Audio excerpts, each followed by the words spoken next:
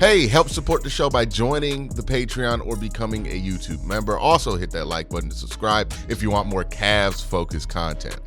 This was an interesting game for the Cavaliers, going up against the Chicago Bulls without Evan Mobley, in a night where Donovan Mitchell, Darius Garland, and Ty Jerome combined to go 35% from the floor.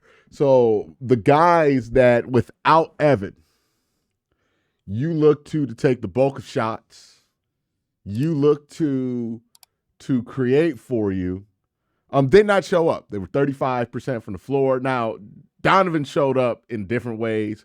He went to the foul line 14 times, and that's how he got his production in this one.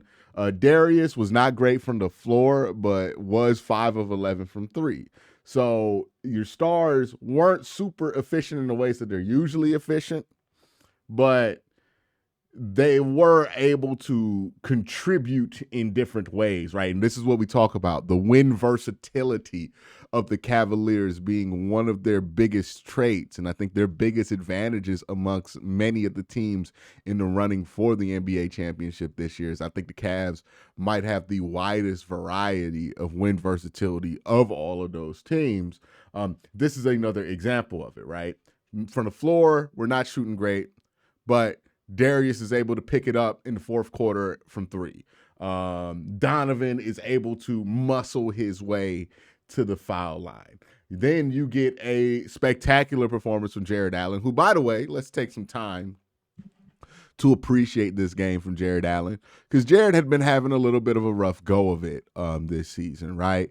This is somebody who, for the last couple of games, just hasn't been playing up to his normal standard, has had to be subbed out of games because he was not effective enough, right? There's questions about how much he can even play versus Boston. This is a guy who should be a multiple-time All-Star, right, that we're talking about in Jarrett Allen. Well, I love that he came back here and had one hell of a game. 25 points, 17 rebounds, 3 assists, and 2 steals with a block. Well, no blocks, but 2 steals. And then also went 10 of 11 from the floor and then made all 5 of his free throws. Really needed Jarrett Allen to have a game like this to make sure that the injury with his finger is not something that's going to continue to bug him. Does not look like it's something that continued to bug him as he balled out in this one. This was another game, like, the score is misleading, right? The Cavs won this game 139-117, but this thing was tight pretty much all 3 quarters, and it wasn't the fun type of close game, right? Like they've had close games against bad, like Portland was a good example of the fun type of close games that you can have with a bad team. This was a close game with a bad team because you are playing just as bad as the bad team was at times, right? This was not fun. This was very clunky to watch. The third and second quarters were kind of drags to me, but then the fourth quarter came around and the Cavs hit that switch. I did think it was interesting that the Cavs did not appear to be able to, how do I put this, right? Because they were able to put the clamps on at the end of the game, obviously, right? But when Evan Mobley's out there, the Cavs have this ability to, at will, suffocate teams like Chicago, at least. They can't do it against every team, right? But a team like Chicago that's limited offensively, the Cavs can, at will, when Evan Mobley's out there, pretty much suffocate them. They couldn't do that for 3 quarters against the Chicago Bulls. They actually, in order to kind of supplement for not having Evan Mobley out there, I thought that's why they played Javonte Green so much. So a fun way to discover what Kenny Atkinson's plan is with Javonte Green was in this game, right? No Evan Mobley, but we didn't see any Tristan Thompson minutes, right? Previously, when Evan would sit out, you would get about 10, 15 extra Tristan Thompson minutes. The only minutes we got at the end of this game is the 2 that he played in garbage time. So this is a 2-minute Tristan Thompson beating. And look, this game was close all game. For it to turn into a 2-minute Tristan Thompson victory is kind of crazy. But back to the original point, they didn't resort to that, right? I know a lot of people are concerned about the lack of depth behind Jarrett Allen and Evan Mobley. But the way the Cavs stagger these two and the way that the Cavs kind of have these rotations built out with Dean Wade healthy and DeAndre Hunter allows them to be light on another backup center because they're not going to have to resort to having to play Tristan Thompson unless there's like some kind of emergency because they have wing depth. They have somebody like Javonte Green who they can put out there on the wing so they could slide guys over to the 4 and 5 and just play a little bit lighter than what they usually would do. This was them doing that, right? They put Javonte Green out there, and let's talk about Javonte for a little bit. Played his first set of meaningful minutes for the Cavaliers. I believe 16 of his 18 minutes were in prime play time for the Cavs. And I thought he looked good out there. Defensively, he was certainly impactful on ball. You can see why he has that reputation as a defensive guy, a lockdown guy. He was able to do that quite easily in this one. Went 2 of 3 from 3. And, even made a couple buckets from the floor, 4 or 5. So he made 2 shots within 2.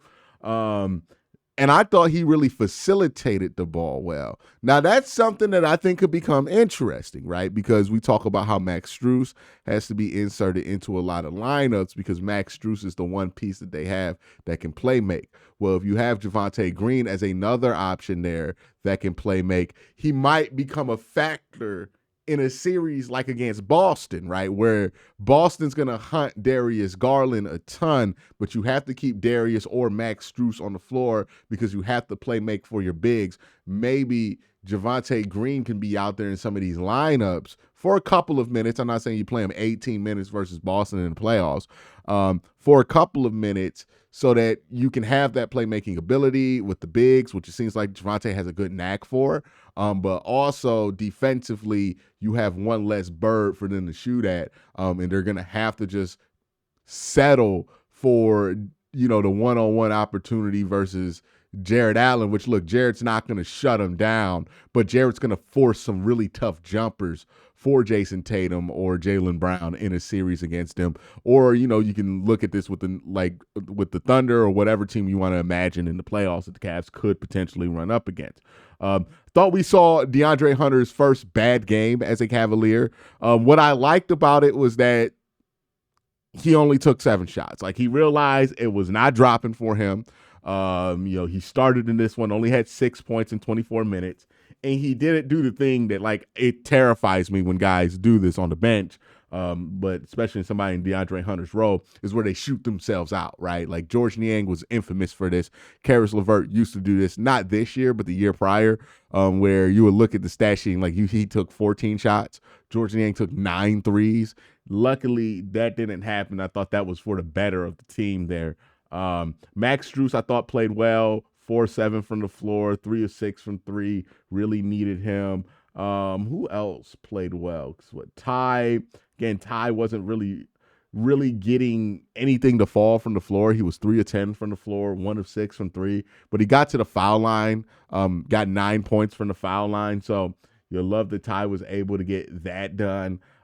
Sam Merrill, I thought he played a pretty efficient game here, 4 of 6 from the floor, 3 of 5 from 3. Javonte Green, we already touched on it. So in this game, and I think in this win streak, we have seen it all from this Cavaliers team, right? We have seen the Cavs' ability to just outright overpower basketball teams like they did to the New York Knicks. We have seen the Cavs' ability to be incredibly resilient versus elite basketball teams like the Boston Celtics game. And we've seen the Cavs be able to win games when they aren't shooting well like they did against Memphis.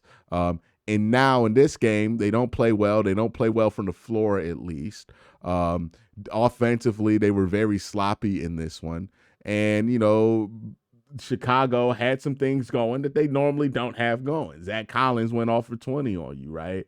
Bleece went off for 17, and Kobe White went off for 25 on you. You had, Taylor Horton-Tucker go off for 22? So the Bulls were playing as about as good as a game as they've played all season.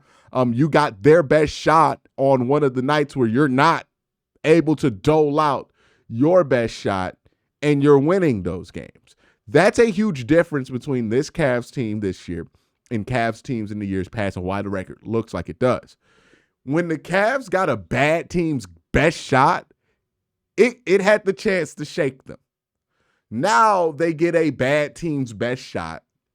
They're able to take the punch and then dole out a haymaker, even on a night where the shots ain't falling, right? Okay, we're just going to get to the foul line. No Evan Mobley. We can't lock down defensively like we want to. Okay, we'll play Javonte Green and we'll adjust, right? The Javonte Green minutes I thought were very productive for the Cavs. What was he, plus 18? He was plus 24, so more productive than I thought. He was the second highest plus minus for the team outside of Max Strus, which makes sense. So that's what the Cavs have demonstrated during this win streak. In a lot of ways, I think this win streak that the Cavs are on right now, what is it, 12 games? No, 11 games, my bad. 11 games. They got a back-to-back. We'll see if it survives this Miami game because that's going to be tough. A back-to-back in Miami? No, it's at home. It's at home at least. But a back-to-back on national TV versus Miami, that's going to be tough. But this is the more impressive streak, I think, of all of the 10-game streaks, 10-plus game streaks they've been on. Because, yeah, it's really cool that they started out the season like that, but the schedule wasn't crazy, right? This one has survived Minnesota. It has survived New York. It has survived Memphis, Orlando, the Celtics. The Bulls are technically in the play-in, but I'm not going to act like that was like a big challenge for this Cavs team. So how are the Bulls in the play-in, by the way? Like, they are the last place team in the division right now. How are they in the play-in right now? I guess everybody else in the division is in the playoffs. Milwaukee, Indiana, Detroit, and Chicago. Well, let me look at this standings real quick. I'm sorry, I got curious, so y'all going to have to ride with me real quick on what the hell is going on at the bottom of the East here. Yeah, they're 24-38, and they're 3 games. Oh, because Brooklyn's 21-40. Good Lord, Philadelphia. All right, well, the East is just not that great at the bottom right now. Is what it is for the East, at least. But, yeah, I think that is what went down in that game.